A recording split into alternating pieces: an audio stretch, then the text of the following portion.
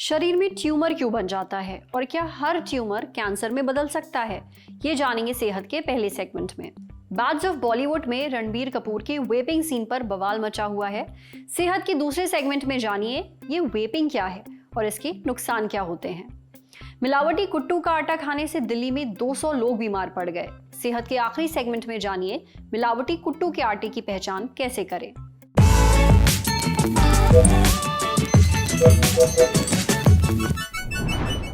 Tumour, ये शब्द सुनते ही दिमाग में आता है कैंसर। ज्यादातर लोगों को लगता है कि ट्यूमर हो गया यानी कैंसर हो गया, लेकिन ऐसा नहीं है। हर ट्यूमर से कैंसर नहीं होता, लेकिन शरीर में ट्यूमर बनता ही क्यों है, ये जानेंगे आज सेहत के इस एपिसोड में। डॉक्टर से ये भी पता करेंगे कि ट्यूमर कितनी तरह का होता है, क्या हर ट्यूमर कैंसर में बदल सकता है, कैसे पता करें ट्यूमर कैंसर वाला है या नहीं, ट्यूमर होने पर कौन सी गलतियां नहीं करनी चाहिए और इसका इलाज क्या है, सुनिए। ट्यूमर तब बनता है जब शरीर के सेल्स सामान्य से ज्यादा बढ़ने लगते हैं और समय पर मरते नहीं हैं।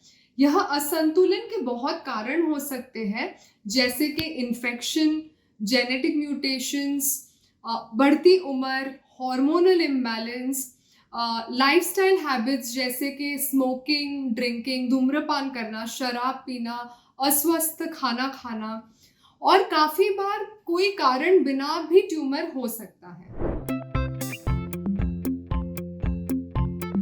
ट्यूमर दो प्रकार के होते हैं। कुछ ट्यूमर सौम्य होते हैं जिसे हम बिनाइन कहते हैं, जो बहुत धीरे बढ़ते हैं और शरीर के दूसरे भागों में नहीं फैलते हैं, और काफी ट्यूमर घातक होते हैं जिसे हम मैलिग्नेंट बोलते हैं। यह सही कैंसर होता है, असली कैंसर होता है, जो बहुत तेजी से बढ़ता है और शरीर के दूसरे हिस्सों में भी फैल सकता है। ट्यूमर कैंसर वाला है या नहीं, वह केवल जांच से ही पता चल सकता है। इसके लिए डॉक्टर आपको टेस्ट प्रिस्क्राइब करेंगे, जो कुछ ब्लड टेस्ट हो सकते हैं, बायोप्सी हो सकती है। बायोप्सी मतलब एक छोटी सुई से एक छोटा सा पीस ट्यूमर में से निकाला जाता है और लैब में जांच किया जाता है, और इमेजिंग टेस्ट होते हैं जैसे कि सीटी स्कैन, एमआरआई और पेट सीटी स्कैन। सिम्टम्स या लक्षणों से कैंसर का अंदाजा लग सकता है, लेकिन कंफर्मेशन या पुष्टि सिर्फ टेस्ट से ही हो सकती है। किसी भी गांठ, सूजन या लक्षण जैसे वजन घटना, खून आना, दर्द होना या न भरने वाला घाव को नजरअंदाज ना करें।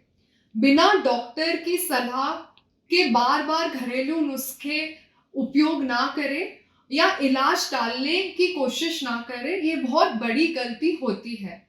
धूम्रपान, ज्यादा शराब, अस्वस्थ खानपान और लापरवाह जीवन शैली से बचें। समय पर हेल्थ चेकअप और स्क्रीनिंग टेस्ट जैसे मैमोग्राफी, कोलोनोस्कोपी, पैप स्मीयर करवाना बहुत जरूरी होता है। सौम्य ट्यूमर अक्सर सर्जरी से हटाए जाते हैं। कैंसर वाले ट्यूमर का इलाज इस पर निर्भर करता है कि कौन से प्रकार का कैंसर है, कितना फैला हुआ है और पेशेंट की क्या स्थिति है। इसके अनुसार सर्जरी, रेडियोथेरेपी, कीमोथेरेपी, इम्यूनोथेरेपी या टारगेटेड थेरेपी, और बहुत अक्सर इन सारों का कॉम्बिनेशन का इस्तेमाल कर इलाज किया जाता है। जैसा आपने सुना, हर ट्यूमर से कैंसर नहीं होता, पर जरूरी है जांच होना ताकि पता लग सके कि कैंसर है या नहीं, ताकि समय रहते इलाज हो सके। अब बढ़ते हैं सेहत के अगले सेगमेंट की तरफ, तन की बात।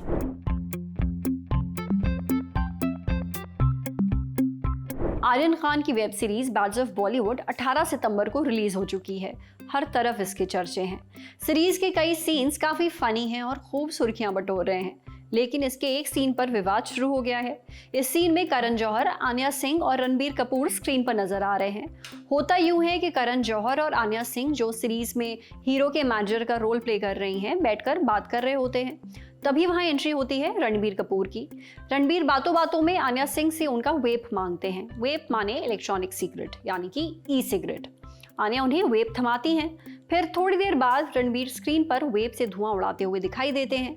जब ये सब हो रहा होता है तब स्क्रीन पर कोई वार्निंग या डिस्क्लेमर नहीं आता। यही है पूरे विवाद की जड़। आरोप है कि शो में इलेक्ट्रॉनिक सिगरेट निषेध अधिनियम 2019 का उल्लंघन हुआ है। रणबीर कपूर के सीन के लिए शो के मेकर्स को नेशनल ह्यूमन राइट्स कमीशन यानी कि NHRC से नोटिस मिल चुका है। NHRC ने मुंबई पुलिस को आदेश दिया है कि वो एक्टर रणबीर कपूर, सीरीज के मेकर्स और स्ट्रीमिंग प्लेटफॉर्म नेटफ्लिक्स के खिलाफ FIR दर्ज करे। बैड्स ऑफ बॉलीवुड के सीन के चलते वेपिंग यानी ई सिगरेट पर भी अब खूब बात हो रही है। कई लोग इसे नॉर्मल सिगरेट से कम खतरनाक, कम नुकसानदेह मानते हैं, पर सच्चाई इससे कोसों दूर है।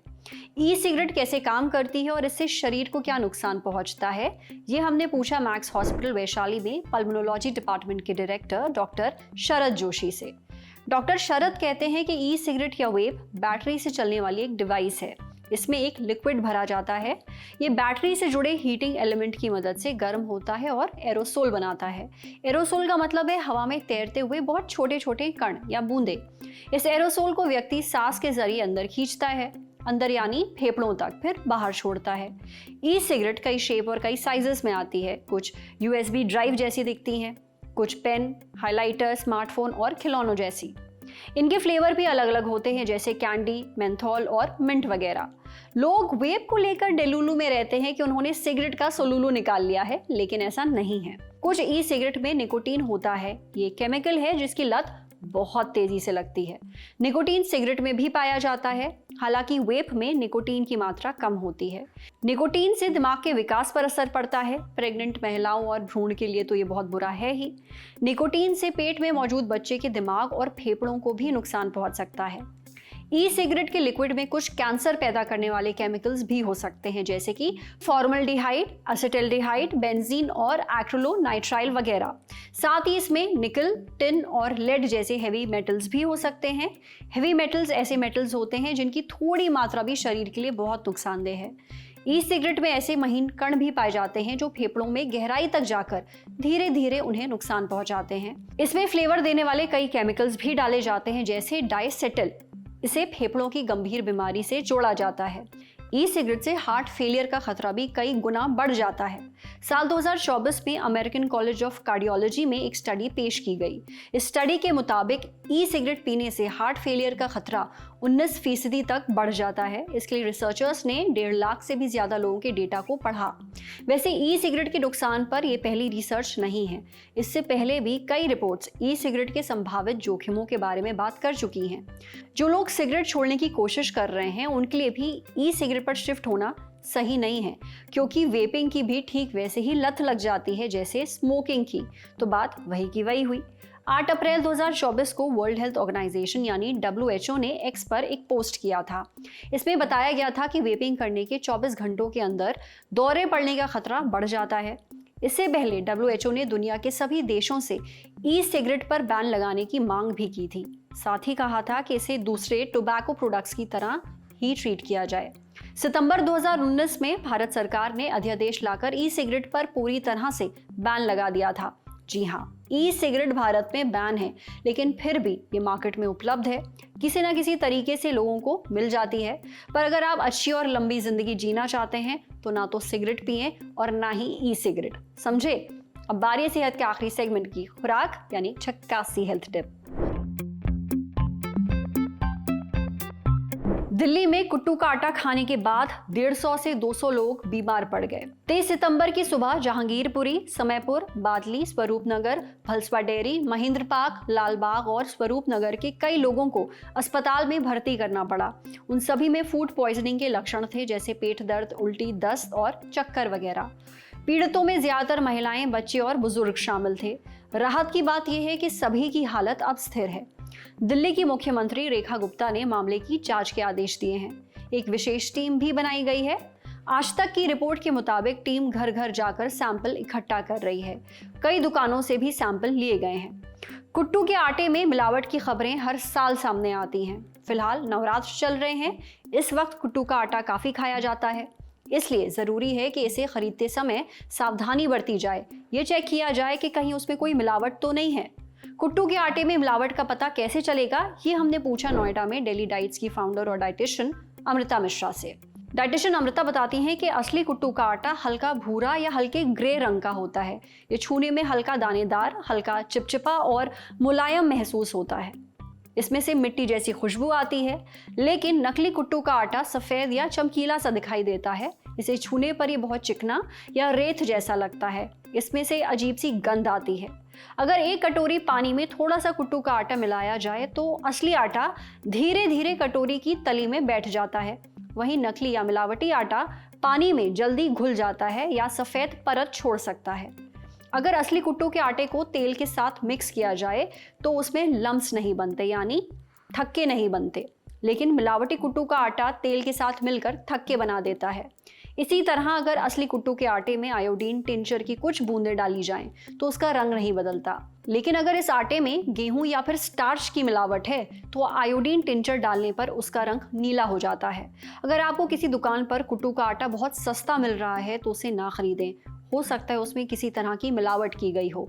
हमेशा भरोसे की दुकान और ब्रांड से ही इसे खरीदें। सीलबंद कुट्टू का आटा ही लें, साथ ही पैकेट पर लिखी एक्सपायरी डेट ज़रूर चेक करें।